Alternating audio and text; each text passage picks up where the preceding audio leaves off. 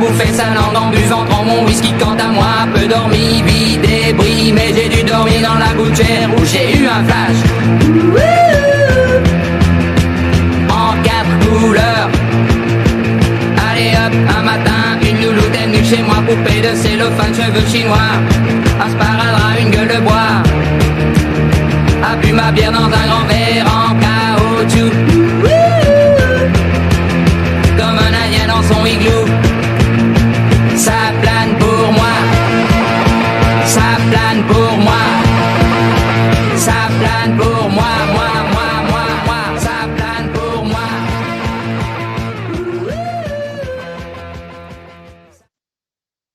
Good evening. So welcome to my talk on Jet, or is that Train Boy, Train Girl, Satin pour moi. The idea tonight is just to talk a little bit about using some data techniques and some sources of data where you could make a case for what we could do to identify where there's a high-speed network. I'll explain why that's kind of important. How you could actually use high-speed rail in transport to make it an effective way to move people about the place, and then look at some of the kind of modeling techniques I've used. And there you go. Anyway, there's quite a lot of slides to get through, so I better start and crack on. Anyway, so as it said, for those interested in data visualization, network and graph creation, rail and public transport, or crayons should please come along. It's not really aimed at plane enthusiasts, so there you go. And it's about Train Boy, Train Girl. So who am I? So my name's Will Deakin. I work for Network Rail, although this is done outside of this, an extracurricular. My role in Network Rail is to do IT delivery for national systems, and being quite a large organisation, it tends to have quite a lot of interfaces to national planning, timetable and performance systems. And that's kind of my job, is to make sure that things go through. I run a kind of little team of solution architects. Of an evening, because I realized that I was spending too much time reading other people's designs, not doing enough myself, I thought I'd kind of keep things going by doing a bit of data visualization, data science. And this is the fruit of a little bit of a project I've been looking over the last few months. So we kind of get into a question of why. So what I'd really like to talk about tonight is how we could get to a fully automated European luxury high-speed rail network, look at where we are now and where do we need to go, and try and explain through where I've got 6 hows, so it kind of describes the kind of techniques I've used, and 7 posts. So here you go. So look, one of the ugly issues around decarbonisation, and this is a kind of about these ideas that we should actually reduce the amount of pollution that is heating up the planet, is the failure to actually get transport to improve. And I'm going to make a slightly controversial view, certainly given, again, events this week, which is that most people need to get out of planes and cars, and I'll try and explain why. So this is a breakdown based on DFT figures of the overall emissions. And as you can see, in 1990, we were about 800 million metric tons of carbon dioxide each year. And then, as you can see, it's significantly dropped. And there's a bit of an argument about whether that's to do with offshoring a load of our polluting stuff, with heavy manufacturing shutting down coal power stations and all that kind of good stuff. But one thing you can see across the bottom, so I've kind of called out the residual and then what we've got in terms of transport. And if anything, I mean, allowing for the fact that in 2020 we had the lockdown, but if we kind of ignore that and look at the previous years, you can see that actually, if anything, transport is actually going up, and there's a kind of like a breakdown of that. So if you then look at, so this is a kind of a drill down into the kind of transport carbon production. So you've got about a peak of about 180 million tons, and then it kind of does a breakdown of the different types. And specifically, if we look at this, you can see here, so it kind of goes up. So the bottom one is aviation. The next one is private transport. So that is motorbikes, cars and light vans. We've then got road freight. And then on top of that, finally, you've got shipping, freight and public transport. And one of the interesting things about this is that rail doesn't even come into it. And in fact, there's a really interesting subnote if you dig through the statistics, and there's a link at the end of the talk if you want to have the slides, where electric rail produces no direct CO2. And this goes back to that point, which is that if you had electric rail and you had electricity, which is getting a lot closer to being completely generated using renewable sources, then you could actually have transport with no carbon emission, which arguably, given the fact that about a quarter of the current production is transport, is probably where we want to be looking at. There's also a bit of an aside. So part of the reason why I've started doing this is I'm quite interested in art, and there's a really interesting German art movement called the Bauhaus, as well as a slightly interesting post-rock band, slightly on the Gothic side. Anyway, I digress. So the thing about it is the founder of this was a guy called Walter Gropius, who set up this art school after the First War in Germany, and then had to leave hurriedly for reasons in the 1920s, 1930s. He actually had this idea that you should actually put art into architecture, and you should actually put art into all of the things you do. And so with this talk, I try and at least touch along that. And so one of my hope is to make it look at least visually appealing. So how? So the how now is about how I've come to the kind of approach that I'm taking to get this stuff together. So I said I tried to explain why it's being used like this. So the first thing is, so active travel. Why am I talking about high-speed trains? So here you have, on the left-hand side, you have Leeds. So it's Munro Street down by the bus station with an unusual phenomenon. And you want to get to Stockholm City. Here's Leeds. And here's Stockholm. It's quite a long walk. So obviously the best thing for the planet is to get into active travel. 15-minute cities would be ideal. But sometimes people do need to travel, and how you're going to get there. And here I've got a map of where we've currently got deployed high-speed rail. And so one of the themes we're going to pull out tonight is around, are those high-speed tracks in the right place? So why high-speed rail? So first thing, what is high-speed rail? So high-speed rail has kind of hasn't really got a standardized definition, but typically you look at an integrated system of rolling stock, i.e. trains and services, that runs on dedicated track and systems to support that. So where you've got this happening, you have high speed lines. So where you've kind of got, so if you go back to this picture here, you can see that the UK has got high speed rail. Well, arguably it's only got a section in the southeast of England which connects to France. But actually, there's this kind of get out of clause, which if you do an upgrade to 200 kilometers an hour, you can claim high speedness. And I'm involved in some work between Peterborough and King's Cross, looking at trying to bring more high speed and reliable services into that area. So if it's by design, and this is kind of HS2 land or high speed 1 into France, it's over 250 kilometers an hour. And then there are other parts of the track, which are the kind of 125 miles an hour or 200 kilometers an hour type stuff that we've currently got in the UK. So this is, as I've said, is kind of where the rail currently sits. And you can see it's a bit sporadic. There's chunks in Spain and France, which doesn't really join up, but does it. You then got a bit of a paucity across what was Eastern Europe. You've got some stuff in Turkey, and then there's a little bit between Moscow and St. Petersburg. This is actually what the railway network looks like. So if you kind of, and I'll explain how you can get hold of this data.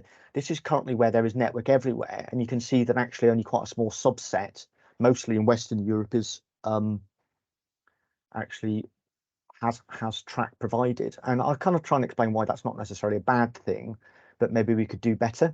Anyway, so we're now talking about emissions again. So this is the point I was trying to make earlier, which is that this is where we're going after. So that's just the section of the climate target which is related to travel. And arguably aviation, given the number of people who actually take planes, either domestic or international travel, makes up a disproportionately, so the number of passengers, even allowing for the longer distances they travel, it's a lot more carbon intensive. And then more generally, you've got private transport. So this is the bit that is around car, van, and motorbike. So if you could actually get more of this kind of luxury electrified high-speed rail or even regional rail, you could actually make a significant impact and leave you with a residual target around road freight, ship freight, and public transport. Anyway, moving on. The next point about it is I kind of badged this piece and I thought, oh yeah, I know where Europe is. Let's do a high-speed rail, because if you're going to go large or go home. And then I kind of realized, where is Europe? So I could kind of point at some stuff that I think, well, that kind of definitely is in Europe. But when you start looking at definitions, it starts getting a bit fuzzy around the edges. So this is kind of my Europe, and why have I done this? So there's a kind of a boundary where I've kind of kicked out countries that are clearly, and this is kind of an arbitrary political decision, are claimed as not being in Europe. So Spain is very close to North Africa, but it's been excluded. Places like Syria and Iraq have also been excluded on the right-hand side. And then Russia and Kazakhstan are huge. And there's a sort of bounding line that I've tried to keep on the right-hand side that's based around the Ural Mountains. So, and then you kind of get into this thing where, oh, look, Spain and Portugal have got these islands. Do they count? And I'm going to say no. But what I'm trying to make the point is that the whole point about when you kind of get into this, some of these definitions are actually quite arbitrary. And here is actually a kind of a picture of where people live. So that's a kind of urban centres within Europe. And I'll talk about that in a minute. And you can then see where there's a kind of a geographical, political view of where we've got. So this is my Europe that I'm going to be looking at, trying to put a high-speed railway on. So how, part one, right? So the first thing is, we talked about population. So where do you get your population data and how do you get it consistently? So as I've discovered to my cost, there are limited sources. And then I come across an organization called that are sponsored by the UN and the Melinda and Bill Gates Foundation that offer you up 1 kilometer approximately area squares of country data. So it's subnational population data. It has population boundaries and 1 kilometer squared unconstrained data. Constrained data is where they actually then start mapping it onto where there's human habitation, but that gets really quite complicated and big. So the data set that I've used to map population to is the World Population Open Data Suite, and I'd recommend it. It's based around raster files, and there's some stuff. The code that's actually been used to generate this talk is actually available. I'm just trying to say, first catch your fish. So the first fish is population. So how, part two. Urban. So you kind of need to have an understanding of what I thought it was important to try and understand how we classify places as being where you'd want to move between. And as part of that, there is a set of data produced by the European Union called the Global Human Settlement Layer, and it has a series of definitions based around number of people in contiguous 1 kilometer areas, and then population density. And it kind of comes up with classifications as urban centre forming cities. It then has towns. If you've got, and the key part about this is, if you have an area with 1,500 population per square kilometre, and it has a population of more than 50,000, it's called a city. If you then have a boundary that's got more than 300 population that borders that, it's a suburb. If you have an isolated 300 population kilometre in a single point, it's a village. And if you've kind of got 10,000 people, it starts going into townville. And so this is kind of important. And the other nice thing about it is that the EC data has the names of places. So one of the downsides around the world population data is it doesn't actually tell you where it is. So this is the next thing. All right. I drew a load of pictures of railways. And in fact, this is a picture of the electrification state of the railways. So the green bits are third and fourth rail in the south of England. The black bits are bits that are electrified, and everything else that's red is overhead line electrification. Not sure that's particularly interesting, although there's going to be another talk in there somewhere. But the point about it is, where do you get the data? And the answer is OpenStreetMap. I wanted to see where the current railways are, and that has crowdsourced data. The downside, the joy of it is it's open and it's crowdsourced. The downside is it's crowdsourced. So maybe some of the high-speed rails tagging is a bit suspicious. Anyway, and the next one is how, part four. a lot of what we've got to do is try and able to take different data sets that are kind of spatially diverse and transform them. And part of that's to do with being able to understand it, because the world is a sphere. We're talking about quite a large section of the planet. So how do you get it on? And so there's kind of a whole series of things that we need to do around transformation. The other thing about it is to try and remove some of the wrinkles around very, very mixed data. So you've got a lot of high population areas and you've got a lot of population areas that have got very little population. You've kind of got to try and deal with that. And part of that I look at, so there's transformation in terms of being able to take geometric three-dimensional objects and project them onto two-dimensional objects. So this is actually, this is a picture of a shadow cast by a grid, and I've then rectified it to make it look like it's square, because you can see the kind of bunny ears in the bottom right hand corner. And this is actually what you get. So if you look at the kind of standard GPS coordinates, that's what you get on the left hand side. And I'm trying to make it to go into a nice round circle that's on a flat piece, so I can actually measure distance and do some other stuff. So this is kind of some of the techniques about what you need to wrestle with to get this to work. The next thing is hexagons. I like a nice hexagon. There's a hexagon that was sitting in a park somewhere in Vienna, but that's another story. Anyway, so one of the things about hexagons, though, is, so you could do this in squares or rectangles. I've gone for hexagons, and you can kind of see that there's some advantages of that and some disadvantages of this as we kind of go through the data. So one of the nice things about hexagons is that if you have hexagons next to each other, you can see that you can just flip them. And if you transform them by 30 degrees, you end up with the same thing. So a lot of what I've done is double projections involving one set of hexagons, and then I shift it by 30 degrees to see what actually happens to the kind of lines I end up drawing. And this is what you go. So there are also some quite cool libraries. So there's a thing called Uber have developed called H3, which provides a kind of series of hierarchical hexagons. And so again, one of the techniques I try and use is to actually look at big scale hexagons, and then you kind of go down. So the first thing is you've got a big scale hexagon on the left. I've then got the big scale hexagon and the 30-degree transformed hexagon. And if you're really quite acute, you can see off Norway, there's a pentagon. Again, there's a problem, which is hexagons flattened on round objects don't work. You've always got to have a few pentagons in there. And the next part about it is that's what you get if you look at these different hierarchical levels. And so what I try and do is to look at different scales to see if the kind of predictions that are being made for the where you want to run transport works. So the next part is how, part 5. So having taken the planet, having split it into hexagons, I then build a grid based around the center of the hexagons. So I take the population, all jagged and very unevenly distributed. I then map it into a series of hexagons.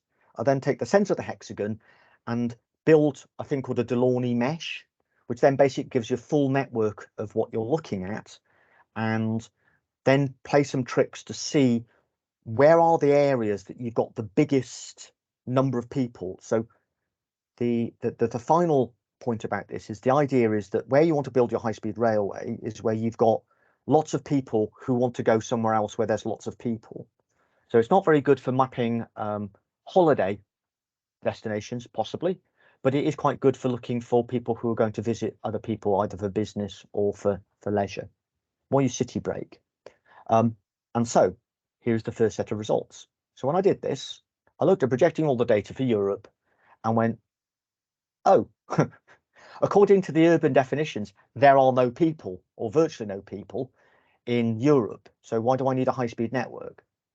Which is probably a controversial view, but if you can see this, it's basically this area a little bit over here, which is where the majority of the population are doing. And then if you look at the next hexagon level, you start seeing a bit more shape. Okay, you can still see what's going on. And then there's this outlier over here, and then you've got some stuff going off down here. Well, if you then look at the next level hexagons, you start seeing, I feel like one of those 1970s children's programs kind of describing where you're going. And then finally, you can see where you've actually get to quite a high definition piece.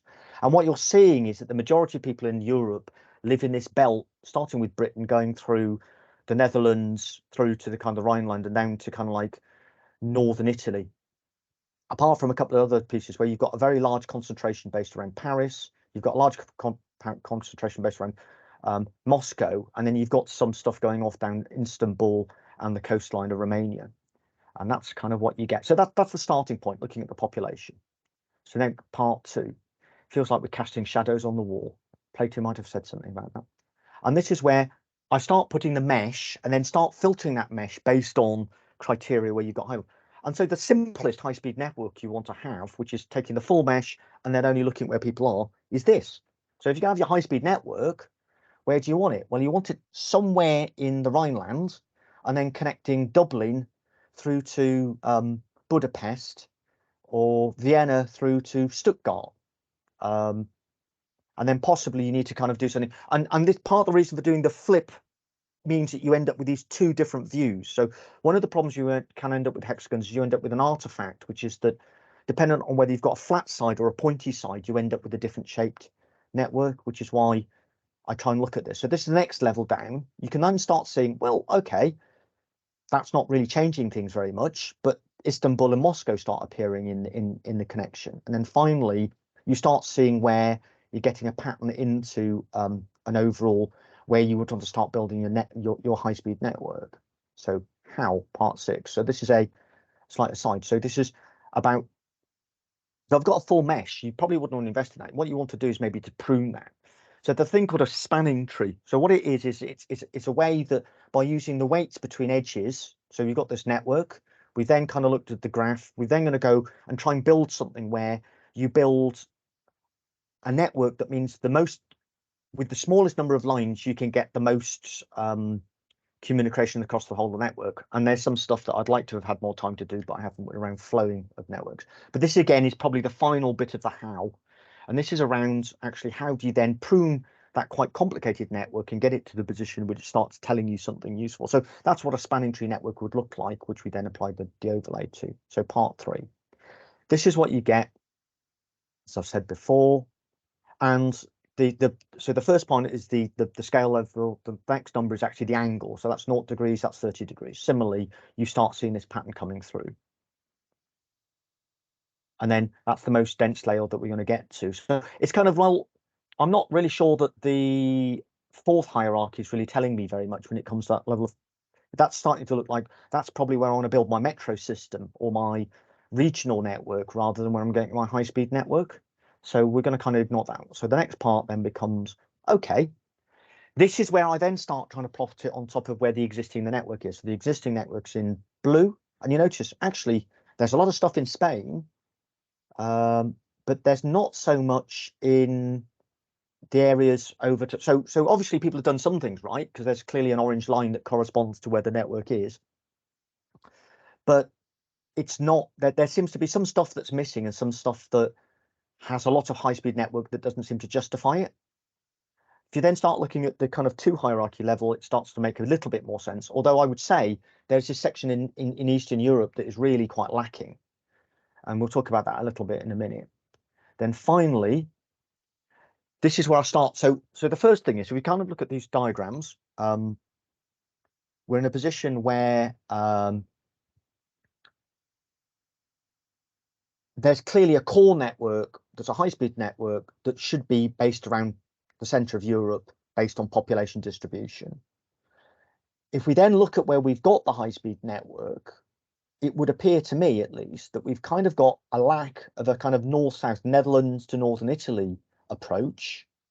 We've got quite a lot in rural France, which doesn't seem to make sense. And then we've got some stuff that's based around where we've got a network going into Ireland and then into the north of England. But if you look over on the right-hand side, there's this whole bit into Poland and Ukraine that just isn't there. And you're kind of going, well, that's probably where we need to start thinking about building a new set of high-speed networks. So I've got to hand it to you. Here's a fish hand. So you can then take this technique and start using it rather than a European scale. So these are the Deutsch, Österreich, and whatever it is that CH stands for, which is Switzerland. If you start cutting down the area, you can start zooming in a little bit. And this is where you start seeing, well, actually, because the scales we were talking about are sufficiently large, you might actually want to start building a much more complex network in Eastern Europe based around the hexagon model we've kind of gone. And when you actually come to building it, you'd want to make it a little bit more amenable to geography, but this is kind of a theoretical network. Similarly, again, you can see this lack of north-south and this kind of eastern area that is significantly underserved by high-speed networks. And then finally, I'll bring us on to the final part around this, which is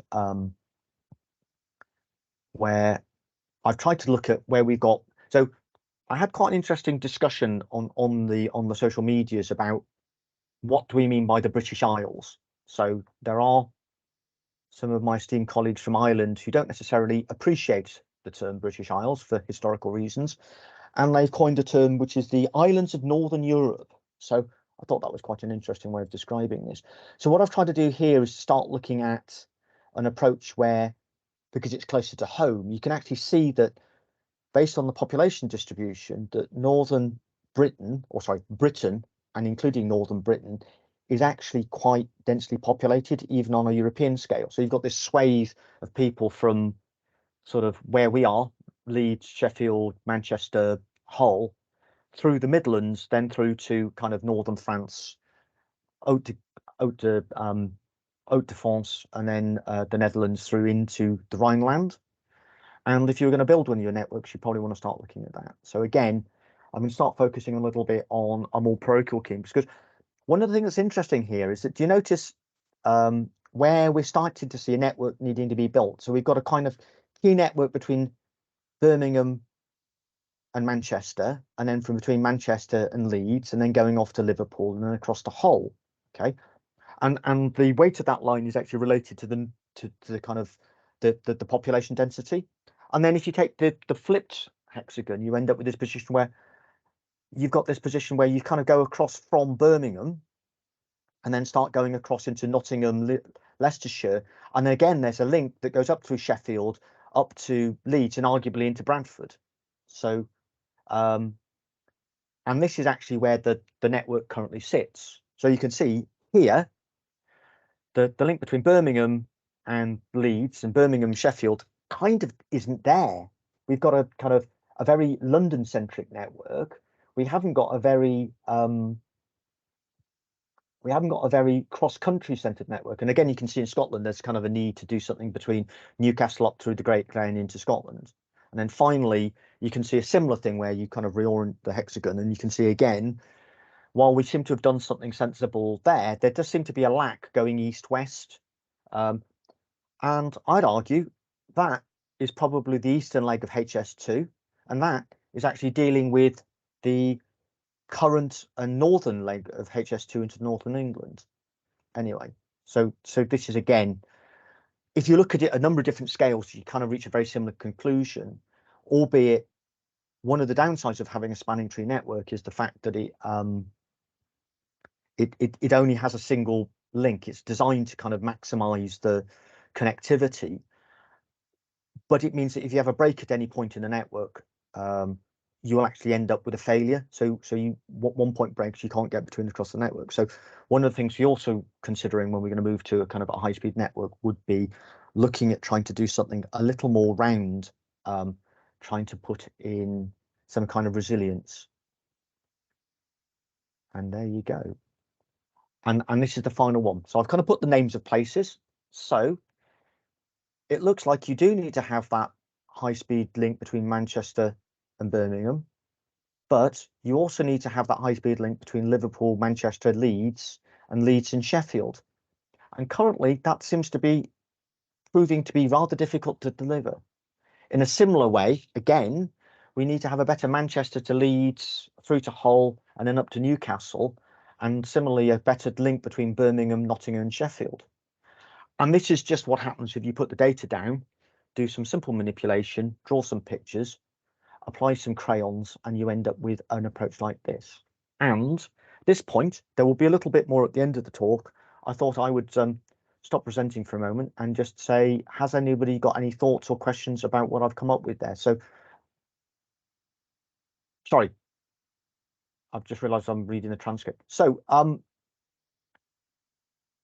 going to go on camera and say, does anybody, sorry, I'm kind of had a stunned silence. I don't know if I've kind of blown your minds, or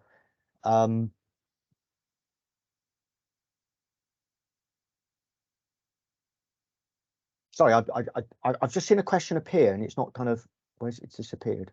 Okay. Oh, Liam. Hi, Liam.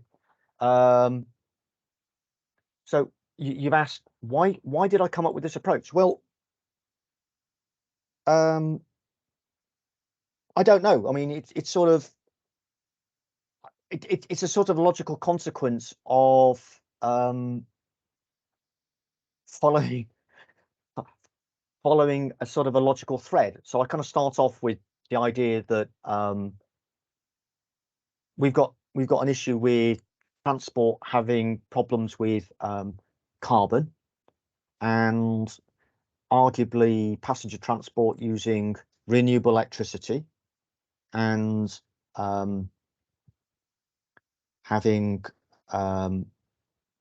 running on rails is actually a really quite an effective way to move people about without producing a lot of carbon dioxide. I mean, there's some sunk cost about setting up the infrastructure in the first place, but if you had windmills on and solar panels and I don't know, hydro, and if you then ran large numbers of people on rails, you would end up with a much better, a much greener way of transport. So that's part of it. And then having looked at it, the evidence, the DFT and the kind of national statistics stuff seems to kind of back that up a little bit.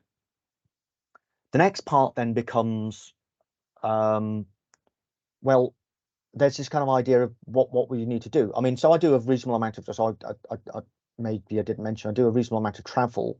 And at the moment, it is actually quite difficult to get across Europe on the train. And I'd prefer to do that because one of the worst ways of traveling is to fly. And so part of my idea is, well, wouldn't it be nice, selfishly, if I could actually be in a position to take a high-speed train? Because, as I said, I mean, I've been to Stockholm recently and I had to fly, and that was kind of a bit annoying because what would it take? But then there's this justification about, well, maybe I'm the only person in the north of England who wants to go to Stockholm, so maybe it's not such a good idea to invest in this kind of stuff. But I'd certainly say for trying to get into places like Austria or Switzerland or Northern Italy, there is a case where we should have this integrated network based on that. So start off with the problem. The planet's on fire. The next problem is, what are the problems with that? Well, transport's clearly an issue. I work in transport. And then I was trying to apply some kind of data-driven approach to see how you could come up with a better way of describing and working through to say, well, if you look at the data, if you look at where people are, where should the high-speed network be? And then kind of bumping around. I mean, I'm kind of almost applying I mean, I wouldn't say I'm an expert in this space, but trying to apply some basic techniques that I've got libraries and code that I can pull together that means that I can look at. So there is open data around population. There is open data around definitions of that. There are libraries that allow you to draw hexagons. So if I mash that up, does it mean I can come up with a series of conclusions and answer, and then maybe start a conversation? So what maybe came up with an approach, and I think some of the pictures look nice. So there you go. So I'm kind of ticking all the boxes. The art box.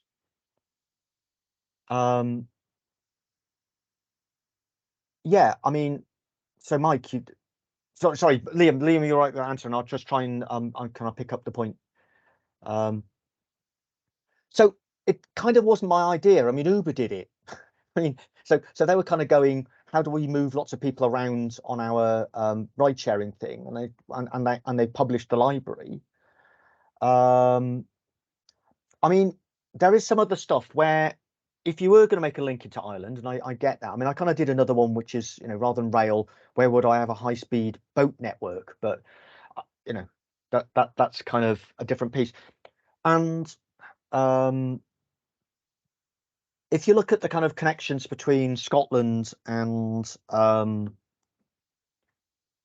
Northern Ireland, I mean, I get the geography is difficult, but there is actually a relatively close point. And if you kind of, I mean, I've got far too many hexagon pictures, and I was just trying to kind of focus down to see how you do this, to try and make it a kind of a sensible narrative. But there are a couple of points where at the right scale, you actually see that you might be wanting to put some kind of link between Belfast and the area just off Glasgow. I know it'd be an engineering challenge, but it wouldn't be the longest bridge that's ever been built in the world. But it's whether you want to do that. Scandinavia is difficult, but Scandinavia is also a bit difficult because, in all honesty, not so many people live in Scandinavia. So I think part of my thing about this is this kind of slightly blinkered approach, which is around you just want to connect people where they are. Although there are quite a lot of people along. No, so there is a link that you might want to do Hamburg into the Denmark, then across. Obviously, you've got the Øresund Bridge already, and then put a high-speed link in between Malmo and the connection there in Stockholm, and that would kind of get you quite far into Scandinavia, and then maybe a link across into into Oslo. I mean, I think you start getting into problems with Helsinki, and I think part of my argument is I'm not saying that people shouldn't ever fly. I just think that actually, if we had a properly integrated high-speed network across the central band of Europe into northern France, southern France, and then across into Eastern Europe, it would probably would be a much more effective way. And then also, then some of the stuff you can see that there's a lot of people down in the kind of northern Turkey, European Turkey through into Romania, and you probably want to start looking at that as well. Katie, that's a really interesting question. Okay, sorry. Yes. I mean, I kind of know some people who are involved in Active Travel England and the people around that. So either a subway design or I mean, tram, subway. I mean, I'm going to say U-Bahn, S-Bahn, regional network. And that's the other thing that I quite liked about the hierarchical nature of the Hexagon library, was the fact that it means you can scale it up and down. So I actually have got some islands of Northern Europe, or the German-speaking countries, down to kind of 5-kilometer resolution, and they tell you quite a lot. But I didn't bring them along tonight because this is about high-speed rail across the whole of Europe rather than sort of city planning. I mean, there would be, I think, certainly an interesting conversation to be had about. There's a chap called Tom Forth in the Open Data Institute who has a slightly ironic map of the tram network in Leeds, which is obviously quite a blank piece of paper, and it would be quite an interesting thing I think to do as a follow-up, possibly, is to look at where would you put a transport network for a city scale or a regional scale.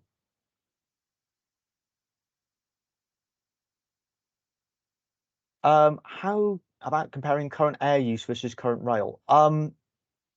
That's fair enough. This is my hobby, and the rail flying.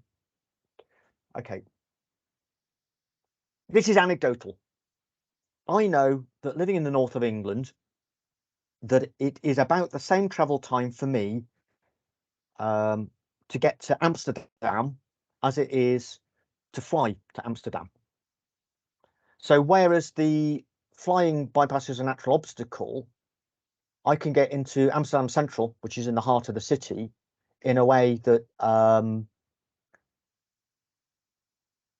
I can't with an airport, because airports tend to be outside. So by the time I've got to kind of slip along, fight my way through security, get on the plane, fly across, land in Schiphol, get from Schiphol, then travel from Schiphol, having got through security again, and hopefully there's nobody on strike, and then kind of end up in the city on the S-Bahn network. I can't remember what they call it in Dutch, but on the kind of the regional railway it's actually a door-to-door trip about the same as it would take me. And I know this because I went and met some of my colleagues in Utrecht, which is where the infrastructure manager for the Dutch railway ProRail are based. And I personally found the whole experience a lot more stressful. I mean, one of the things I think that, again, this is kind of straying into politics, is it should be a lot easier to get on and off the international railway.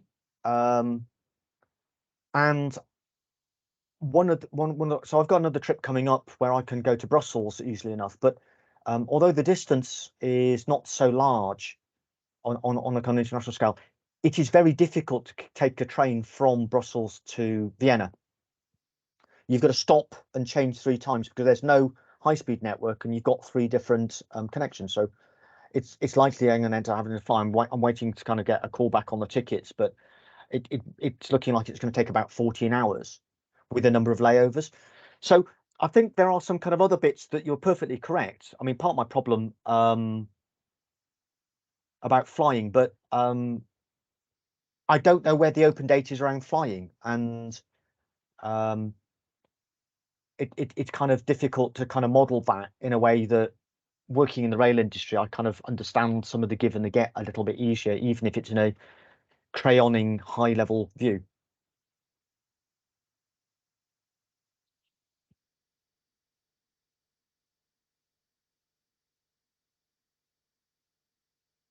So I'm going to wait for Liam to type a question, although I don't know. I mean, yeah, I mean, there you go. I mean, the other thing about it is there's kind of there's a bit of an argument about the fact that it kind of ends up with are we inadvertently subsidizing? I mean, if I go back to the statistics around the amount of carbon dioxide that's produced, are we inadvertently subsidizing aircraft and air flight because it's not a level playing field? So, for example, electrified rail has to pay VAT on electricity bill, which is probably a right and good thing to do, but you don't have to pay any kind of income tax, I believe, on fuel for aircraft. So when you start looking at pricing models and actually dealing with the kind of volumes you're talking about, that it is not an equal and fairly regulated market, arguably. But again, I'm in danger of straying into politics here. So if that's okay, I was going, any more questions? If not, I will just gently slide back in and then just make some closing remarks, and thank you for coming along this evening. I don't know if somebody wants to raise a hand and ask another question, please do. Otherwise, I will move on to the beginning of the end. Rebecca, hello.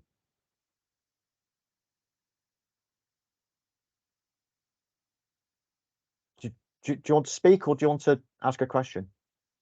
Oh yeah, I could speak, couldn't I? Sorry, I've got a small child in the other room who's poorly. So yeah, dear. I think having sleeper services in Europe, because I'm actually thinking about my parents. They go to like Yugoslavia, which my mum used to laugh, which was quite mean, because it used to take like 4 days to get there, Yeah. get off the coach, and then 4 days to get back. Obviously, faster. And if you had like sleeper services, then I'm an accountant, love data. I'm thinking you're saving money on accommodation, sleeping while you get there. And if you sleep and eat on a train and read a book and play a game and everything, it's actually getting there. It's part of your holiday.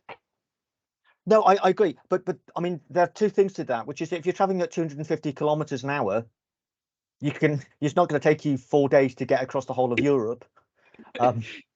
But it could take you a day in a way that a plane might only take you 3 hours. So I get that. But yeah, I mean, I think you're right. I think, and I mean, we could go into a whole different set of things, because I kind of sometimes wear a European hat, and I know the having built the network, you then need to sort out ticketing, and then you need to sort out services. So this is kind of a bit of a straw man argument I'm putting up here, but I completely agree. I mean, I think if we were prepared to travel a little bit more slowly, but then we're also prepared to invest in better integrated services, and then look at it rather than just a kind of like a political boundary issue, because a lot of the issues are actually getting from one country to another, it would actually make a lot of sense to go by railway.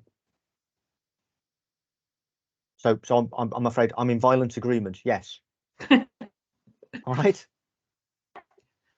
It's just, I think I got involved in the net zero sprint.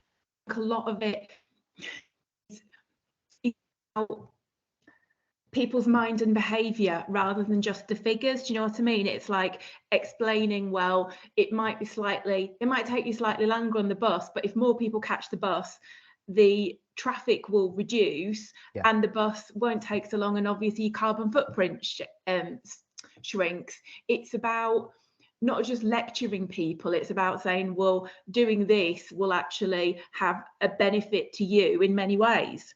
And I think so. And actually, what's interesting is if you talk to, I mean, again, my Dutch colleagues, their experience of having better active travel, safer cycling, and encouraging people to take public transport means that actually for drivers, things get better. So if you are in a position where you are unwell or of limited mobility, you find the whole experience easier because there are so fewer cars and the buses run on. I mean, so there's a kind of a virtuous circle that we could have. And I think sometimes the conversation we're currently having, certainly in the UK, is a bit reductive. And part of the reason for doing this talk is just to say, well, you know, here you go. Here's some data. Have we thought about doing this? Just as a way of kind of breaking out of that, you know, quite. It feels like we've kind of almost ended up in a deadlock, and I don't think that's particularly helpful. So again, I mean, I just thought it was a slightly different angle, a bit nerdy, got some technology. Yeah. I have a train-loving child. I just have a random comment here. And we used to take him to the railway in Driglington, which was by the railway before they got rid of it. And he was an indignant 3-year-old. He's like, "What's that?" And we said, "Oh, it's a tram." And my dad said, "Oh, you could get a tram from like Driglington into Bradford." Oh, yeah. And he was an idiot, got rid of those. I didn't have an answer to him. I was like, we and then we got rid of. Yeah, I know. I mean, and again, as I said, you know, if I can very quickly draw you a map of all of the trams in Leeds and Bradford. It's a very simple piece. Anyway, thank you very much for your comments and kind words. I'm going to just kind of close out because somebody told me that if you have an argument in your Q&A, it's always not a good idea to finish off with some some kind words, but with some kind of points, just to kind of leave people some thoughts about some issues. Okay, all right, so here we go. Conclusion. Significant investment in rail could potentially make a significant impact on this residual quarter of the UK's carbon budget. I'd like to see a fully automated European luxury high-speed rail network, as you can see. I think, as I've tried to show today, there are gaps, and that's just in terms of the infrastructure, let alone all the other things we're talking about. And you make a good point. Maybe getting there so fast isn't always the issue, but there's nothing to stop us from traveling at several hundred kilometers an hour, even based on a lot of the infrastructure we've currently got. It just involves changing the way that people want to invest and think about other things like rolling stock, signalling, training people. The railway does actually move a lot of people. I mean, I think one of my factoids, which has just come to mind, is that if you took all of the passengers and made it a single railway station, so who fly, domestic and international, and then put it on a chart with all of the passenger numbers for railway stations in Britain, it would come to about number 18. So there are 2,500 stations in the UK. Some of them aren't very busy, but in terms of just passenger numbers, moving quite a large number of people around the country, even in the UK, rail is quite effective. And I think there's actually a step change you could make if you could just make it work better at a European scale. So it would be great if I could take the train to Hanover or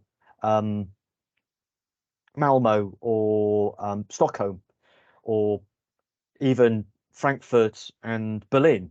I mean, I think that's the kind of level you're looking at. I'm not looking at long haul, but I think it would be possible with some better thought and better planning to be able to do that. And you could really start tackling some of this kind of stuff. The question is it enough? Or is it fine? Anyway, thank you very much. I hope I said I was going to throw interested in data visualization, network and graph creation, rail and public transport and crayons should come along. I'm not sure plane enthusiasts would have probably got a lot from this. But other than that, there you go. This is my talk. Here I am. I've got some social medias. And I would like to thank you on behalf of myself and the Leeds Digital Festival. It's been a pleasure. It's taken a bit of a slog to get through these slides, but if that's okay, I'm going to say have a great evening, and I'll play us out with a little bit of music, if that's all right.